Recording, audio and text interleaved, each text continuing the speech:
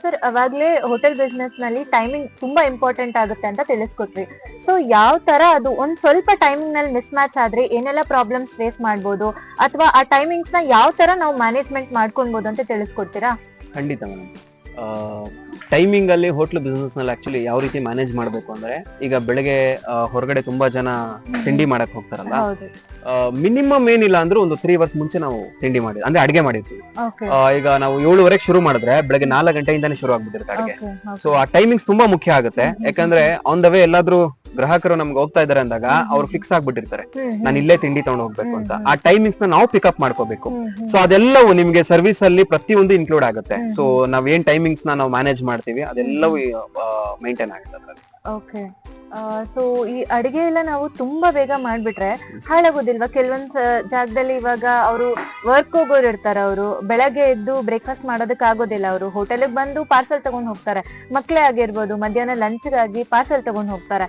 So ತುಂಬಾ ಅರ್ಲಿಯಾಗಿ ಮಾಡ್ಬಿಟ್ರೆ ಅದು ಹಾಳಾಗೋ ಚಾನ್ಸಸ್ ಎಲ್ಲ ಇರೋದಿಲ್ವಾ ಸರ್? ಹೌದು, 60 to 70% ಆ ಪ್ರಾಬ್ಲಮ್ ಬರುತ್ತೆ. ಯಾಕಂದ್ರೆ ತುಂಬಾ ಜನ ಮಕ್ಳಿಗೆ ಟಿಫನ್ ಕ್ಯಾರಿಯರ್ ಅಲ್ಲಿ ಊಟ ಹೋಟ್ಲಲ್ಲಿ ಕಟ್ಟಿಸ್ಕೊಂಡು ಹೋಗ್ತಾರೆ ಕೆಲವರು. ಅದು ನಾವೇನ್ ಮಾಡಿರ್ತೀವಿ, ಈಗ ಫಾರ್ ಎಕ್ಸಾಂಪಲ್ ಹೋಟ್ಲ್ ಬಿಸ್ನೆಸ್ ಗಳಲ್ಲಿ ಬೆಳಗಿನ ಜಾವ 4-5 ಗಂಟೆಗೆ ಬಿಸ್ನೆಸ್ ಅಂದ್ರೆ ಶುರು ಮಾಡ್ತೀವಿ. ಸೊ ಅಡಿಗೆ ಶುರು ಮಾಡ್ತೀವಿ. ಸೊ ಯಾವುದೇ ಅಡಿಗೆ ಆಗಿರ್ಬೋದು, ಹೋಟ್ಲಲ್ಲಿ ಅಥವಾ ನಾವು ಮಾಡೋದಾಗಿರ್ಬೋದು, ಒಂದು 2 to 3 ಅವರ್ಸ್ ಚೆನ್ನಾಗಿರುತ್ತೆ. ಇವಾಗ ಮಕ್ಳು ಏನ್ ಮಾಡ್ತಾರೆ, ಬೆಳಗ್ಗೆ ಕಟ್ಟಿಸ್ಕೊಂಡು ಹೋಗ್ತಾರೆ, ಮಧ್ಯಾಹ್ನ ಒಂದು 12:30 1 ಗಂಟೆಗೆ. ಸೊ ಅಷ್ಟೊತ್ತಲ್ಲಿ ಹಾಳಾಗೋ ಚಾನ್ಸಸ್ ತುಂಬಾ ಜಾಸ್ತಿ ಇರುತ್ತೆ. ಸೊ ಆ ರೀತಿ ಯಾವ್ದು ಮಾಡಕ್ ಹೋಗ್ಬೇಡಿ ಅಂತ ಅಷ್ಟೇನಿಲ್ಲ.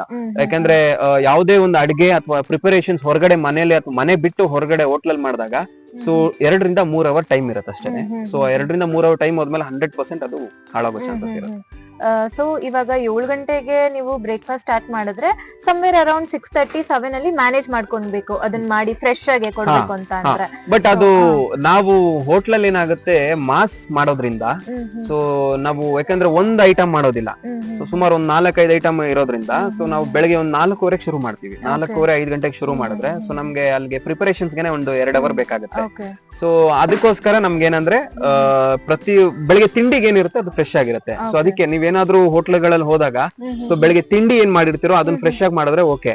ಸೊ ಅದನ್ನ ನೀವು ಪಾರ್ಸೆಲ್ ಕಟ್ಟಿಸ್ಕೊಂಡು ಹೋಗಿ ಮಧ್ಯಾಹ್ನ ಮಾಡೋದ್ರಿಂದ ಸೊ ನಿಮ್ಗೆ ಹೋಗಿರುವಂತ ಚಾನ್ಸಸ್ ತುಂಬಾ ಇರುತ್ತೆ. ಸರ್, ಹೋಟೆಲ್ ಬಿಸ್ನೆಸ್ ಸ್ಟಾರ್ಟ್ ಮಾಡಿದಾಗ ಅಥವಾ ಕರೆಂಟ್ಲಿ ಮೂವಿಂಗ್ ಹೋಟೆಲ್ ಬಿಸ್ನೆಸ್ ನಲ್ಲಿ ಸಾಮಾನ್ಯವಾಗಿ ಫೇಸ್ ಮಾಡುವಂತ ಚಾಲೆಂಜಸ್ ಏನೇನ್ ಬರುತ್ತೆ ಸರ್? ಅಂದ್ರೆ ಡಿಪೆಂಡೆನ್ಸಿ ಆಗಿರ್ಬೋದು, ಟೈಮಿಂಗ್ಸ್ ಆಗಿರ್ಬೋದು, ಅಥವಾ ಯುನೋ ಕಸ್ಟಮರ್ಸ್ ಬರೋರು ಡೈವರ್ಟ್ ಆಗಿರ್ಬೋದು, ಆತರ ಯಾವ್ಯಾವ ಸಾಮಾನ್ಯವಾಗಿ ಬರುವಂತ ಸಮಸ್ಯೆಗಳು? ಮುಖ್ಯವಾಗಿ ಅಡಿಗೆ ಭಟ್ಟ ಮೇಡಮ್. ಯಾಕಂದ್ರೆ ಒಂದಷ್ಟು ಎಕ್ಸ್ಪೀರಿಯನ್ಸ್ ನಮ್ಗೆ ಆಗಿದೆ.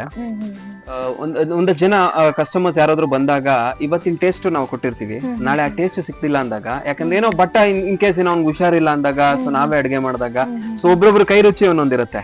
ಸೊ ಆ ಟೈಮಲ್ಲಿ ಕಸ್ಟಮರ್ಸ್ ಏನಂದ್ರೆ ಡೈವರ್ಟ್ ಆಗುವಂತ ಚಾನ್ಸಸ್ ತುಂಬಾನೇ ಇರುತ್ತೆ. ಸೊ ಈ ತರ ಚಾಲೆಂಜಸ್ ತುಂಬಾ ಇರುತ್ತೆ. ಆಮೇಲೆ ನೀವು ಟೈಮ್ ಬಗ್ಗೆ ಹೇಳಿದ್ರಲ್ಲ, ಟೈಮ್ ಅಷ್ಟೇ ಆನ್ ಟೈಮ್. ಈಗ 12 ಗಂಟೆಗೆ ಶುರು ಅಂದ್ರೆ 12 ಗಂಟೆಗೆ ರೆಡಿ ಇರ್ಬೇಕು. ಒಂದಷ್ಟು ಜನ ಸ್ಟೂಡೆಂಟ್ಸ್ ಬರೋರು ಇರ್ತಾರೆ, ಒಂದಷ್ಟು ಜನ ಡ್ರೈವರ್ಸ್ ಬರೋರು ಇರ್ತಾರೆ. ಖಂಡಿತ ಇದು ಹೋಟ್ಲು ಬಿಸ್ನೆಸ್ ಅಲ್ಲಿ ಆಕ್ಚುಲಿ ತುಂಬಾ ಡಿಪೆಂಡ್ ಆಗ್ತಾರೆ. ಈಗ ನಾವೇ ಆಗಿರ್ಬೋದು, ನಾವು ಹೋಟ್ಲು ಬಿಸ್ನೆಸ್ ಮಾಡೋಕ್ಕಿಂತ ಮುಂಚೆ ಯಾವ್ದಾದ್ರು ಹೋಟ್ಲಿಗೆ ಹೋಗ್ಬೇಕು ಅಂದಾಗ ಈ ಟೈಮ್ ಅಲ್ಲಿ ಇದು ರೆಡಿ ಇರುತ್ತೆ ಕಣ, ಬಾರೋ ಹೋಗೋಣ ಅಂತ ಕರಿತಾ ಇದ್ವಿ. ಸೊ ಅದೇ ತರ ಎಕ್ಸ್ಪೆಕ್ಟೇಷನ್ಸ್ ಕಸ್ಟಮರ್ಸ್ ಕಡೆಯಿಂದ ಜಾಸ್ತಿ ಇರುತ್ತೆ. ಸೊ ಆ ಎಕ್ಸ್ಪೆಕ್ಟೇಷನ್ಸ್ ನಾವ್ ಆಕ್ಚುಲಿ ಫುಲ್ಫಿಲ್ ಮಾಡ್ಬೇಕು. ಅಂದ್ರೆ ಯಾವ ರೀತಿ ಒಂದು ಸರ್ವಿಸ್, ಒಂದು ಆನ್ ಟೈಮ್, ಒಂದು ಟೇಸ್ಟ್, ಮತ್ತೆ ಪ್ರತಿಯೊಂದು ಲೈಕ್ ನೀವೇನು ಐಟಮ್ಸ್ ನೀವೇನ್ ಕೊಡ್ತೀರಾ ಅವ್ರಿಗೆ, ಸೊ ಅವ್ರು ಕೇಳುವಂತ ಐಟಮ್ಸ್ ರೆಗ್ಯುಲರ್ ಆಗಿ ಏನ್ ಕೇಳ್ತಾರೆ ಸೊ ಅದು ಹಾಗೆ ಇರ್ಬೇಕು. ಅಂದ್ರೆ ನೀವು ಏನಾದ್ರು ಇನ್ನು ಇಂಪ್ರೂವ್ ಮಾಡ್ಕೊಳ್ಳೋದನ್ನ ನೋಡ್ಬೇಕೆ ಹೊರತು ಅದನ್ನ ಚೂರ್ ಕಮ್ಮಿ ಆಯ್ತು ಅಂದ್ರೆ ಪ್ರಾಬ್ಲಮ್ ಆಗುತ್ತೆ. ಹೌದು, ಈಗ ಕೆಲವೊಂದು ಹೋಟೆಲ್ಗಳು ತುಂಬಾ ಚೆನ್ನಾಗಿ ಡೆವಲಪ್ ಆಗಿರ್ತಾರೆ, ತುಂಬಾ ಒಳ್ಳೆ ಟೇಸ್ಟ್ ಕೊಡ್ತಿರ್ತಾರೆ. ನಾವು ಪೀಕ್ ರೀಚ್ ಆಗಿದೀವಿ, ಮತ್ತಿನ್ನೆಂತ ಕ್ವಾಲಿಟಿ ಕೊಡ್ಬೇಕು, ಮತ್ತ್ಯಾಕ್ ನಾವು ಮಾರ್ಕೆಟಿಂಗ್ ಮಾಡ್ಬೇಕು ಅಂತ ರಿಲ್ಯಾಕ್ಸ್ ಆಗ್ಬಿಡ್ತಾರೆ. ಆತರ ಮಾಡಿದಾಗ ಬಿಸ್ನೆಸ್ ಮೇಲೆ ಯಾವ ತರ ಇಂಪ್ಯಾಕ್ಟ್ ಆಗುತ್ತೆ ಸರ್? ಕೆಲಸದಲ್ಲಿ ರಿಲ್ಯಾಕ್ಸ್ ಆಗ್ಬೋದು, ಈ ಒಂದು 1 ಅವರ್ ಬ್ರೇಕ್ ಅಂತ ಇರುತ್ತೆ. ಬಟ್ ಬಿಸ್ನೆಸ್ ನಲ್ಲಿ ಯಾವುದೇ ತರದ ಒಂದು ಸೆಕೆಂಡ್ ನಾವೇನಾದ್ರೂ ರಿಲ್ಯಾಕ್ಸ್ ಆದ್ರೆ 100% ಬಿಸ್ನೆಸ್ ಡೌನ್ ಆಗುತ್ತೆ. ಯಾಕಂದ್ರೆ ನೋಡಿ, ಈಗ ನೀವು ಹೇಳ್ದಂಗೆ ಚೆನ್ನಾಗಿ ಹೋಗ್ತಾ ಇರುತ್ತೆ, ರಿಲ್ಯಾಕ್ಸ್ ಆಗ್ತಾರೆ ಅಂದಾಗ ಈಗ ಕ್ವಾಲಿಟಿಲಿ ಏನೋ ಒಂಚೂರು ಹೆಚ್ಚು ಕಡಿಮೆ ಆಯ್ತು. ಸೊ ಇವಾಗ ಫಾರ್ ಎಕ್ಸಾಂಪಲ್ ನಾನೇ ಯಾವ್ದೋ ಅಕ್ಕಿ ತಂದು ನಾನು ಏನಾದ್ರು ನೆಕ್ಸ್ಟ್ ಡೇ ಬೇರೆ ಅಕ್ಕಿ ಇಲ್ಲ ಅಂದಾಗ ನೆಕ್ಸ್ಟ್ ಡೇ ಬೇರೆ ಅಕ್ಕಿಗೆ ನಾನು ಕಾಂಪ್ರಮೈಸ್ ಆದ್ರೆ 100% ಜನ ನಮ್ಮ ಹತ್ರ ಕಾಂಪ್ರಮೈಸ್ ಆಗಲ್ಲ. ಸೊ ಇದು ಹೋಟೆಲ್ ಬಿಸ್ನೆಸ್ ಅಲ್ಲಿ ಮುಖ್ಯವಾಗಿ ನಡೆಯುವಂತದ್ದು. ಈಗ ನಾನೇನೋ ಬೇರೆ ಇಂಗ್ರೀಡಿಯೆಂಟ್ಸ್ ಹಾಕ್ಬಿಟ್ಟೆ, ಆಗುತ್ತೆ. ಈಗ ಫಾರ್ ಎಕ್ಸಾಂಪಲ್ ಯಾವ್ದೋ ಬೇರೆ ಪುಡಿ ಬದಲು ಇನ್ನೊಂದು ಪುಡಿ ಹಾಕದೆ ಅನ್ಕೊಳ್ಳಿ. ಸೊ ಅವಾಗ ಜನ ಅವ್ರಿಗೆ ಈಸಿಯಾಗಿ ಅರ್ಥ ಆಗುತ್ತೆ ಇಲ್ಲಿ ಏನೋ ಬೇರೆ ಚೇಂಜಸ್ ಇದೆ ಅಂತ ಹೇಳಿ. ಸೊ ಅದನ್ನ ನಾವು ಕಂಟಿನ್ಯೂ ಮಾಡಬಾರ್ದು. ಸೊ ಇನ್ ಕೇಸ್ ಒಂದು ದಿನ ನಾವ್ ಏನಾದ್ರೂ ಕಸ್ಟಮರ್ಸ್ ಹೇಳಿದಾಗ, ಈಗ ನಮ್ಗೆ ಮುಖ್ಯವಾಗಿ ಏನಂದ್ರೆ ಕಸ್ಟಮರ್ಸ್ ನಮ್ಗೆ ದೇವ್ರಿದ್ದಂಗೆ ಹೋಟೆಲ್ ಬಿಸ್ನೆಸ್ ಗಳಲ್ಲಿ. ಅವ್ರ ಏನ್ ಬಂದು ನಮ್ಗೆ ಲೈಕ್ ಸರ್ವಿಸ್ ತಗೊಳ್ತಾರೋ ಅದೇ ನಮಗ್ ಮುಖ್ಯ ಆಗುತ್ತೆ. ಒಂದು ಬಿಸ್ನೆಸ್ ಓಕೆ, ಬಟ್ ಇನ್ನೊಂದು ಅವ್ರಿಗೆ ನಾವೇನು ಎಕ್ಸ್ಪೆಕ್ಟೇಷನ್ ಇಟ್ಕೊಂಡ್ ಬರ್ತಾರೆ ಅದನ್ನ ನಾವು ತೃಪ್ತಿ ಪಡಿಸ್ಬೇಕು. ಸೊ ಆ ರೀತಿ ಇದ್ದಾಗ ಏನಂದ್ರೆ ಎಲ್ಲವೂ ಮ್ಯಾನೇಜ್ ಮಾಡ್ಲೇಬೇಕಾಗುತ್ತೆ, ಕಾಂಪ್ರಮೈಸ್ ಆಗ್ಲೇಬೇಕು. ನೀವು ಹೇಳ್ದಂಗೆ ಕಾಂಪ್ರಮೈಸ್ ಅಂತೂ ಹೋಟೆಲ್ ಬಿಸ್ನೆಸ್ ಅಲ್ಲಿ ಸಾಧ್ಯನೇ ಇಲ್ಲ. ಓಕೆ, ಸೊ ಏನ್ ಕ್ವಾಲಿಟಿ ಕೊಡ್ತಿದೀವಿ ನಾವು ಅದನ್ನ ಒಂದೇ ಪೀಕ್ ನಲ್ಲಿ ಕಾನ್ಸ್ಟೆಂಟ್ ಆಗಿ ತಗೊಂಡ್ ಹೋಗ್ಬೇಕಾಗತ್ತೆ. ಸೊ ಯಾವ್ದೇ ರೀತಿ ಕಾಂಪ್ರಮೈಸ್ ಆಗ್ಬಾರ್ದು, ಅಲ್ಲಿ ನಾವು ಕಸ್ಟಮರ್ಸ್ ನ ಕಳ್ಕೊಂತೀವಿ. ಹೌದು. ಓಕೆ ಸರ್, ಇವಾಗ ಹೊಸದಾಗಿ ಬಿಸ್ನೆಸ್ ಸ್ಟಾರ್ಟ್ ಮಾಡ್ತಾರಲ್ವಾ, ಅವಾಗ ಒಂದೆರಡು ದಿವಸ ಅವ್ರಿಗೆ ಕಸ್ಟಮರ್ಸ್ ಬರ್ದೇ ಹೋಗ್ಬೋದು. ಸೊ ಅವ್ರವಾಗ ಅಲ್ಲಿ ಹೋಪ್ಸ್ ಕಳ್ಕೊಂಡ್ ಬಿಡ್ತಾರೆ. ಅವ್ರಿಗೆ ಯಾವ ತರ ನೀವು ಒಂದು ಮೋಟಿವೇಶನಲ್ ಆಗಿ ಹೇಳ್ತೀರಾ? ಆಕ್ಚುಲಿ ಯಾರಾದ್ರೂ ಬಿಸ್ನೆಸ್ ಅಂದ್ರೆ ಹೋಟೆಲ್ ಬಿಸ್ನೆಸ್ ಅಂತಲ್ಲ, ಯಾವ್ದೇ ಬಿಸ್ನೆಸ್ ಶುರು ಮಾಡ್ಬೇಕು ಅಂದ್ರೂ ಮಿನಿಮಮ್ ಏನಿಲ್ಲ ಅಂದ್ರೂ 3 ಇಂದ 4 ತಿಂಗಳು, ನಾನು ಅವಾಗ್ಲೇ ಹೇಳ್ದಂಗೆ ಒಂದು 6 ತಿಂಗಳಂತೂ ಬೇಕೇ ಬೇಕು. ಸೊ ಈಗ ಇದು ನನ್ ಜಾಗ ಅಲ್ಲ, ಬಟ್ ನಾನು ಈ ಜಾಗದಲ್ಲಿ ಬಂದು ನಾನು ಬಿಸ್ನೆಸ್ ಶುರು ಮಾಡ್ತೀನಿ ಅಂದಾಗ ಒಂದಷ್ಟು ಜನಕ್ಕೆ ನಾನು ಪ್ರಮೋಷನ್ ಮಾಡ್ಕೋಬೇಕು, ಒಂದಷ್ಟು ಜನಕ್ಕೆ ಮಾರ್ಕೆಟಿಂಗ್ ಆಗ್ಬೇಕು, ಒಂದಷ್ಟು ಜನಕ್ಕೆ ಪರಿಚಯ ಆಗ್ಬೇಕು. ಸೊ ಅವರು ಈಗ ಯಾವ್ದೇ ಒಂದು ಫುಡ್ ನಾನು ಕೊಡ್ತೀನಿ ಅಂದಾಗ ಸೊ ಅವ್ರ ಹೆಲ್ತ್ ಕೂಡ ಮುಖ್ಯ ಆಗುತ್ತೆ. ಅವರು ನನ್ನನ್ನ ನಂಬಿ ನನ್ನ ಹೋಟ್ಲಿಗೆ ಬರ್ತಾರೆ ಅಂದಾಗ ಒಂದು ಹೈಜೀನ್ ಮುಖ್ಯ ಆಗುತ್ತೆ, ಕ್ವಾಲಿಟಿ ಮುಖ್ಯ ಆಗುತ್ತೆ, ಕ್ವಾಂಟಿಟಿ ಮುಖ್ಯ ಆಗುತ್ತೆ. ಸೊ ಇದೆಲ್ಲವೂ ಡಿಪೆಂಡ್ ಆಗುತ್ತೆ. ಸೊ ಆ ರೀತಿ ಏನಂದ್ರೆ ನಾವು ಸರ್ವಿಸ್ ಯಾವ ರೀತಿ ಕೊಡ್ತೀವೋ ಅದ್ರ ಮೇಲೆ ಡಿಪೆಂಡ್ ಆಗುತ್ತೆ. ಓಕೆ, ಸೊ ಬಿಸ್ನೆಸ್ ಸ್ಟಾರ್ಟ್ ಮಾಡ್ಬೇಕು ಅಂತ ಇರೋರು, ಹೋಟೆಲ್ ಬಿಸ್ನೆಸ್ ಸ್ಟಾರ್ಟ್ ಮಾಡ್ಬೇಕಂತ ಇರೋರಿಗೆ 5 ಸಕ್ಸಸ್ಫುಲ್ ಫಾರ್ಮುಲಾ ಹೇಳ್ಬಿಡಿ sir. 5 successful formula: on time, service ಚೆನ್ನಾಗಿರ್ಬೇಕು, ರ್ಯಾಪೋ ಚೆನ್ನಾಗಿರ್ಬೇಕು, ಮತ್ತೆ ನೀವು ಮಾಡಿದಂತ ಜಾಗ ಎಷ್ಟು ಮುಖ್ಯ ಆಗುತ್ತೆ ಅಂದ್ರೆ ಒಂದು ಚಿಕ್ಕ ಅಂಗಡಿ ಆಗಿರ್ಬೋದು ಅಥವಾ ದೊಡ್ಡ ಅಂಗಡಿ ಆಗಿರ್ಬೋದು, ಅದು ಅಟ್ರಾಕ್ಟ್ ಆಗಿರ್ಬೇಕು. ಮತ್ತೆ ನೀವು ಕಸ್ಟಮರ್ಸ್ಗೆ ಏನ್ ಬರ್ತಾರಲ್ಲ ಅವ್ರಿಗೆ ನೀವು ಒಳ್ಳೆ ಸರ್ವಿಸ್ ಕೊಡ್ಬೇಕು. ಇಷ್ಟೇ 5 ಫಾರ್ಮುಲಾ. ಓಕೆ, ಸೊ ಜಾಗ ಅಂತ ಬಂದಾಗ ಕೆಲವೊಂದ್ ಕಡೆ ಇವಾಗ ಕಾಲೇಜಸ್ ಆಗಿರ್ಬೋದು, ಸ್ಕೂಲ್ಸ್ ಹತ್ರ ಆಗಿರ್ಬೋದು, ಬೇಗ ಅಟ್ರಾಕ್ಟ್ ಆಗೋದು ಫಾಸ್ಟ್ ಫುಡ್ಗೆ. ಸೊ ಅಲ್ಲಿ ಹೋಗಿ ನಾವು ಹೈಯರ್ ಪ್ರೈಸ್ ಇಟ್ಕೊಂಡ್ರೆ ಅಥವಾ ಟ್ರೆಡಿಷನಲ್ ಆಗಿರೋದೇನಾದ್ರು ಮಾಡ್ತೀವಿ ಅಂದ್ರೆ ಕ್ಲಿಕ್ ಆಗೋದು ಸ್ವಲ್ಪ ಸಮಸ್ಯೆ ಆಗುತ್ತೆ. ಸೊ ಅದ್ರ ಒಂದ್ 2-3 ಎಕ್ಸಾಂಪಲ್ ಕೊಡ್ಬೋದಾ ಸರ್? ಯಾವ ಜಾಗದಲ್ಲಿ ಯಾವ ತರ ಬಿಸ್ನೆಸ್? ಇಲ್ಲ, ಅದೇ ಅದು ಡಿಪೆಂಡ್ ಆಗುತ್ತೆ. ಈಗ ಕಾಲೇಜ್ ಹತ್ರ ಹೋದಾಗ ನೀವು ನೋಡಿ, ಈಗ ಒಬ್ಬ ಗೋಲ್ಗುಪ್ಪ ಮಾಡ್ತಾ ಇರ್ಬೋದಲ್ಲ, ಆ ಗೋಲ್ಗುಪ್ಪನ್ಗೂ ಬಿಸ್ನೆಸ್ ಆಗುತ್ತೆ. ಅವ್ನ್ ಬಂದು ಎಲ್ಲಾದ್ರೂ ರೆಸಿಡೆನ್ಸಿಯಲ್ ಏರಿಯಾ ಸಿಕ್ಕಿದ್ರೆ ಜಾಸ್ತಿ ಬಿಸ್ನೆಸ್ ಆಗೋದಿಲ್ಲ.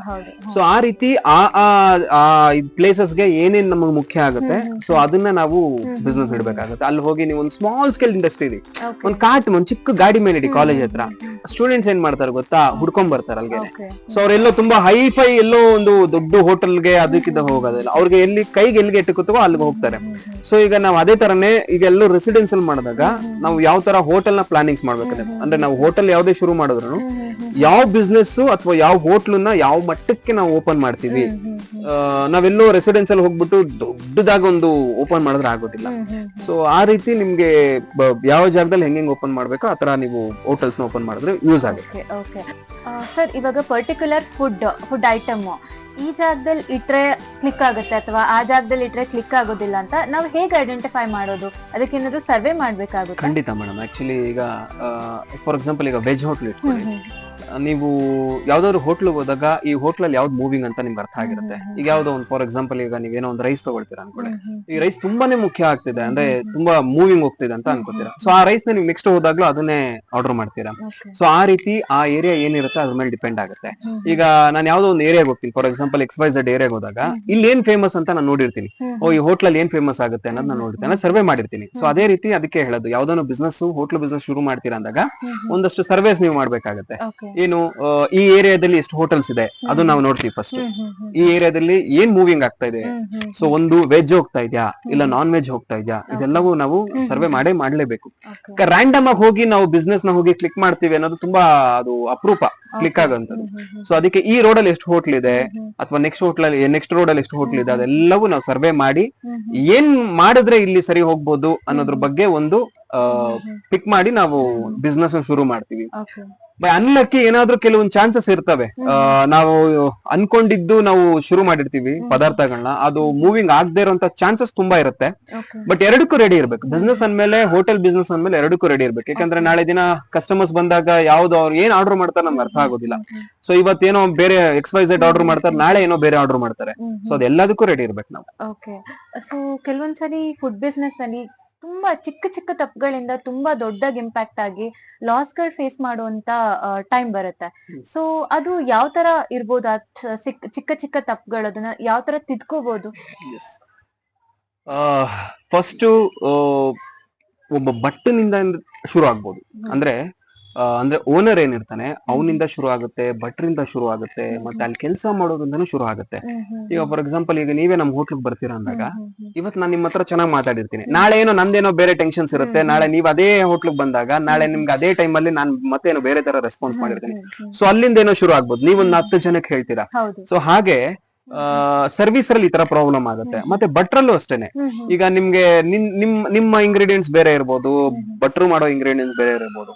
ಸೊ ನಾಳೆ ದಿನ ಏನಾದ್ರು ಭಟ್ರು ಒಂದು ದಿನ ಬಂದಿಲ್ಲ ಅಂದಾಗ, ಸೊ ಕಸ್ಟಮರ್ಸ್ಗೆ 100% ಗೊತ್ತಾಗುತ್ತೆ ಇದು ಆ ಟೇಸ್ಟ್ ಅಲ್ಲ ಅಂತ. ಓಕೆ, ಅದನ್ನ ನಾವು ನೆಕ್ಸ್ಟ್ ಡೇ ಏನಾದ್ರು ನಾವು ಸರಿ ಮಾಡ್ಕೋತೀವಿ ಅಂತ ಹೋದಾಗ, ಇನ್ ಕೇಸ್ ನೆಕ್ಸ್ಟ್ ಡೇನು ಈಗ ಏನೋ ಫಾರ್ ಎಕ್ಸಾಂಪಲ್ ಅವ್ರಿಗೇನೋ ಹುಷಾರಿಲ್ಲ, ಒಂದು 10 days ರಜಾ ಇತ್ತು ಅಂದಾಗ, ಅವಾಗ ಏನ್ ಮಾಡ್ಬೇಕಾಗುತ್ತೆ, ನಾವೇ ಅಡ್ಗೆ ಮಾಡ್ಬೇಕಾಗುತ್ತೆ. ಸೊ ಅವಾಗ 100% ಏನಾದ್ರು ಒಂಚೂರು ವ್ಯತ್ಯಾಸ ಬಂದೇ ಬರುತ್ತೆ. ಸೊ ಅಲ್ಲೇನಾಗುತ್ತೆ, ನಮ್ಗೆ ಲಾಸ್ ಕಮ್ಮಿ ಆಗ್ತಾ ಬರ್ತಾನೆ ಇರುತ್ತೆ. ಸೊ ಈ ರೀತಿ ಒಂದು ಚಾಲೆಂಜಸ್ ನ ಫೇಸ್ ಮಾಡ್ಬೇಕಾಗುತ್ತೆ. ಕೆಲವು ನನ್ಗಾಗಿರೋ ಎಕ್ಸ್ಪೀರಿಯನ್ಸ್ ಇದೆ, ಕಸ್ಟಮರ್ಸ್ ನಮ್ಗೆ ರೆಗ್ಯುಲರ್ ಆಗಿ ಬರ್ತಾ ಇದ್ದವರು ಪಾರ್ಕಿಂಗ್ ಏನೋ ಜಗಳ ಆಗೋಯ್ತು ಅಂದ್ಬಿಟ್ಟು ನಮ್ಮ ಹತ್ರ ಬರ್ದೇ ಇರೋದು ತುಂಬಾ ಇದೆ. ಆತರ ಎಲ್ಲ ಇದೆ. ಈ ತರ ಚಿಕ್ಕ ಚಿಕ್ಕ ತುಂಬಾ ಫೇಸ್ ಮಾಡ್ಬೇಕು. ಪಾರ್ಕಿಂಗ್ ಸ್ಪೇಸ್ ಕೊಟ್ಟಿಲ್ಲ ಅಂತ ಜಗಳನ ಬೇರೆ ಕಸ್ಟಮರ್ ಜೊತೆ ಪಾರ್ಕಿಂಗ್ ಜಗಳ ಆಯ್ತು ಅಂದ್ರೆ, ಈಗ ನಮ್ ಹೋಟ್ಲಲ್ಲಿ ಆಕ್ಚುಲಿ ಪಾರ್ಕಿಂಗ್, ಈಗ ಕೆಲವು ಹೋಟ್ಲುಗಳಲ್ಲಿ ಹೆಂಗೆ ಅಂದ್ರೆ ಪಾರ್ಕಿಂಗ್ ಇರೋದಿಲ್ಲ, ಎಲ್ಲೋ ತುಂಬಾ ದೂರ ಮಾಡ್ಬರ್ಬೇಕಾಗುತ್ತೆ. ಸೊ ನೋಡಿ, ಇದೆಲ್ಲ ಮೈನರೇ, ಬಟ್ ತುಂಬಾ ಇಂಪಾರ್ಟೆಂಟ್ ಆಗುತ್ತೆ. ಒಂದು ಕಸ್ಟಮರ್ ತುಂಬಾ ಇಂಪಾರ್ಟೆಂಟ್ ಆಗುತ್ತೆ. ಸೊ ಪಾರ್ಕಿಂಗ್ ಆ ಜಾಗದಲ್ಲಿ ಇಲ್ಲ, ಇಲ್ಲಿ ಪಾರ್ಕಿಂಗ್ ಮಾಡಕ್ ಆಗಲ್ಲ ಅನ್ಬಿಟ್ಟು ಅವರು ನೆಕ್ಸ್ಟ್ ಡೇ ಬರೋದೇನೆ ಬಿಟ್ಬಿಟ್ಟಿದ್ದಾರೆ. ಅಂದ್ರೆ ಆತರ ಕಸ್ಟಮರ್ಸ್ ನಮ್ಮಲ್ಲಿ ನಾವು ನೋಡಿದೀವಿ, ತುಂಬಾ ನೋಡಿದೀವಿ. ಸೊ ಒಂದು ಪಾರ್ಕಿಂಗ್ ಕೂಡ ಒಂದು ಚಿಕ್ಕದೇನೆ ವ್ಯತ್ಯಾಸ, ಬಟ್ ತುಂಬಾ ದೊಡ್ಡ ತುಂಬಾ ಈಗ ನೀವೆಲ್ಲ ಆನ್ ದ ವೇ ಹೋಗ್ತಾ ಇರ್ತೀರಾ, ಹೋಟ್ಲು ಚೆನ್ನಾಗಿ ಕಾಣಿಸಿರುತ್ತೆ, ಬಟ್ ಅಲ್ಲಿ ಪಾರ್ಕಿಂಗ್ ಜಾಗ ಇರುತ್ತೆ. ನೀವ್ ಏನ್ ಮಾಡ್ತೀರಾ, ಇಲ್ಲಿ ಬೇಡ ಪಾರ್ಕಿಂಗ್ ಇಲ್ಲ, ನಡಿ ಮುಂದಕ್ಕೆ ಹೋಗೋಣ ಅಂತ ಹೇಳ್ತೀರಾ. ಸೊ ಅಲ್ಲಿ ಏನಾಗಾಯ್ತು, ನಿಮ್ಗೆ ಆ ಅಂದ್ರೆ ನಿಮಗ್ ಲಾಸ್ ಇಲ್ಲ, ನೀವು ನೆಕ್ಸ್ಟ್ ಹೋಟ್ಲಿಗೆ ಹೋಗ್ತೀರಾ, ಬಟ್ ಆದ್ರೆ ಹೋಟ್ಲರ್ಗೆ 100% ಅದು ಲಾಸ್ ಆಗುತ್ತೆ. ಸೊ ಆ ರೀತಿ ತುಂಬಾ ಆಗುತ್ತೆ ಹೋಟ್ಲಲ್ಲಿ.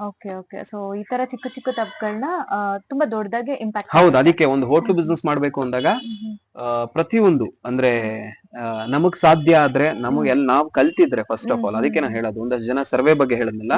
ಸೊ ನಾವು ಹೋಟ್ಲಿಗೆ ಹೋಗಿ ಒಂದಷ್ಟು ಕೆಲಸಗಳನ್ನ ಮಾಡಿ, ಒಂದಷ್ಟು ಇಂಗ್ರೀಡಿಯೆಂಟ್ಸ್ ನಾವು ತಿಳ್ಕೊಂಡು, ಸೊ ಅಲ್ಲಿ ಏನು ಪ್ಲಸ್ ಆರ್ ಮೈನಸ್ ಏನ್ ಆಗ್ಬಹುದು, ಓಕೆ, ಒಂದು ಪಾರ್ಕಿಂಗ್ ಇಂದ ಹಿಡಿದು ಒಂದು ಸೀಟಿಂಗ್ ಕೆಪಾಸಿಟಿ ಹಿಡಿದು, ಭಟ್ರಿಂದ ಹಿಡಿದು, ಮತ್ತೆ ಓನರ್ ಯಾವ ರೀತಿ ನಮಗೆ ರೆಸ್ಪಾನ್ಸ್ ಮಾಡ್ತಾನೆ ಅಂತ ಹಿಡಿದು, ಪ್ರತಿಯೊಂದು ಕಲ್ತ್ರೆ ಮಾತ್ರ ನಾವು ಹೋಟ್ಲು ಬಿಸ್ನೆಸ್ ಶುರು ಮಾಡಕ್ಕಾಗದು. ಸೊ ರ್ಯಾಂಡಮ್ ಆಗಿ ತುಂಬಾ ಒಂದು 100ಗೆ ಒಂದು 10% ಹೊಸದಾಗಿ ಏನೋ ನಾವು ಹೋಟ್ಲು ಬಿಸ್ನೆಸ್ ಶುರು ಮಾಡ್ತೀನಿ, ನನ್ಗೆ ಅಡಿಗೆ ಬರುತ್ತೆ, ಸೊ ನನ್ಗೆ ಈ ತರ ಎಲ್ಲ ಬೇರೆ ಬೇರೆ ವೆರೈಟೀಸ್ ಎಲ್ಲ ಮಾಡ್ತೀನಿ ಅಂದಾಗ ಒಂದು 10% ಎಲ್ಲೋ ಸಕ್ಸಸ್ ಆಗಿರೋದನ್ನ ನಾನು ನೋಡಿದ್ದೀನಿ. ಕೊನೆಯದಾಗಿ ಈಗ ಬಡ್ಡಿಂಗ್ ಫುಡ್ ಬಿಸ್ನೆಸ್ ಮಾಡ್ಬೇಕಂತ ಇರೋರಿಗೆ ಏನ್ ಹೇಳ್ತೀರಾ ಸರ್?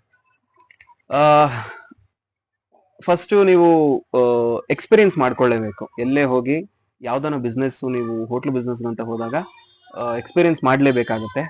ಮತ್ತೆ ನಿಮ್ಮ ಕೈಗೆ ಏನ್ ಅಡಿಗೆ ಬರುತ್ತೋ ಆ ನಂಬಿಕೆ ಇಟ್ಟು ಮಾತ್ರ ನೀವು ಬಿಸ್ನೆಸ್ ನ ಶುರು ಮಾಡ್ಬೇಕಾಗುತ್ತೆ. ನನಗೆ ಐಟಮ್ಸ್ ಏನು ಮಾಡಕ್ ಬರ್ದೆ, ನಾನು ಯಾರನ್ನಾದ್ರೂ ಬೇರೆಯವ್ರನ್ನ ನಂಬಿ ಇನ್ ಕೇಸ್ ನಾನು ಬಿಸ್ನೆಸ್ ಶುರು ಮಾಡ್ತೀನಿ ಅಂದಾಗ, ಸೊ ಅದೆಲ್ಲ ಹೇಗೆ ಅಂದ್ರೆ ನೀರಿನ ಮೇಲೆ ಗುಳ್ಳೆ ಇದ್ದಂಗೆ, ಯಾವಾಗ ಬೇಕಾದ್ರೂ ಹೋಗೋ ಚಾನ್ಸಸ್ ಇರುತ್ತೆ.